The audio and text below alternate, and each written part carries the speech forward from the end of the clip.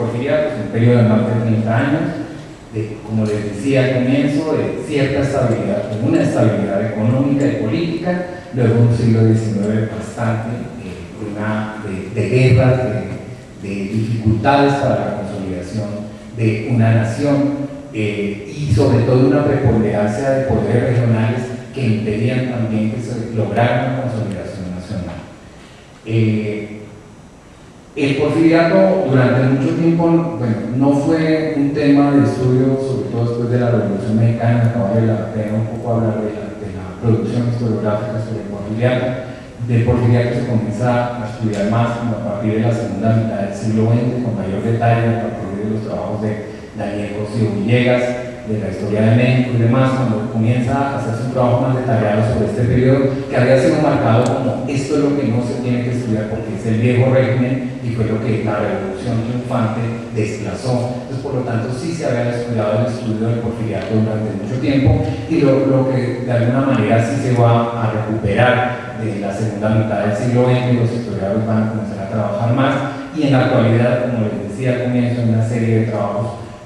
importantes sobre la economía del porfiriato, ya con cifras se pueden decir, se pueden sustentar algunas de las afirmaciones, sobre la política regional del porfiriato, sobre las rebeliones, los movimientos sociales que se dieron en el porfiriato, sobre la vida social. También hay una gran cantidad de trabajos que hablan sobre la vida social, no solamente de las élites, sino también de los sectores urbanos, de otro tipo de los sectores campesinos, de las relaciones entre los campesinos, de los indígenas. Entonces sí hay una gran cantidad de producción historiográfica que ha permitido también como entender en los últimos años el sentido de este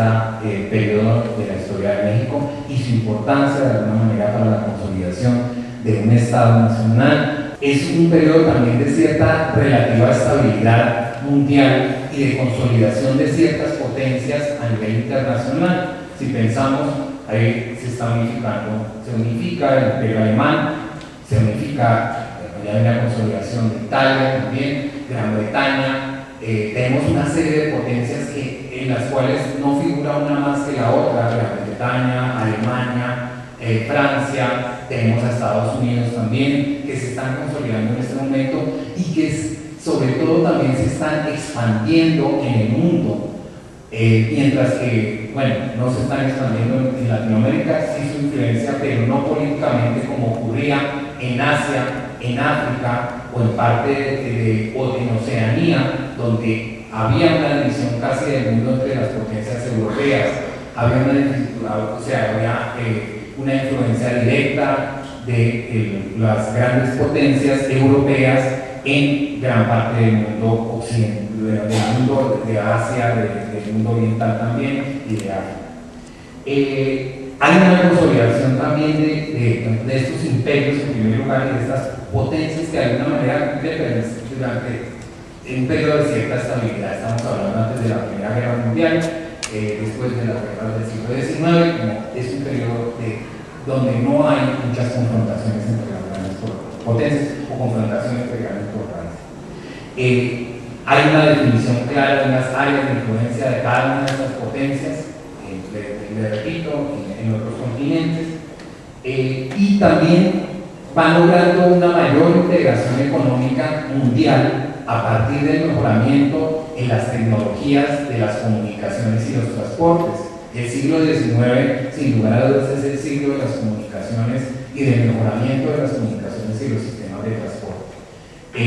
Los ferrocarriles, estamos hablando de los telégrafos, de los teléfonos, que van a permitir también la consolidación de economías mundiales e internacionales mucho más consolidadas. Si esto era lo que estaba pasando en el mundo durante esta época, ¿qué estaba pasando en México? ¿Cuáles son los grandes problemas que va a encontrar Porfirio Díaz al llegar al poder? Los grandes problemas que van a encontrar van a ser, primero, y ya los habíamos mencionado, pero vamos a profundizar un poco en ellos, que los principios básicos de la Constitución del 57 en relación con los derechos individuales, la separación de poderes, es decir, la separación entre el Ejecutivo, el Legislativo, el Poder Jurisdiccional, no había tan una clara separación de estos poderes, había una separación en el papel, pero las relaciones en la práctica eran más difíciles que eso. No había una injerencia del Ejecutivo sobre las demás ramas, lo que va a generar también una serie de problemas. Ese es un primer reto que va a enfrentar el México que se encuentra Porfirio Díaz en 1867. De otro lado, también hay un problema de gobernabilidad en relación con cómo cohesionar las fuerzas políticas regionales, esas fuerzas políticas regionales dispersas,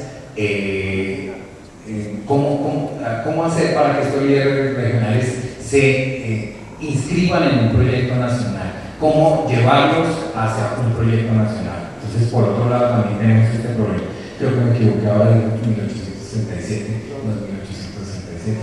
es una década después. También hay un problema relacionado con cómo consolidar una identidad nacional, porque lo que se ve es una consolidación de poderes regionales, pero no hay una identidad nacional clara. Entonces,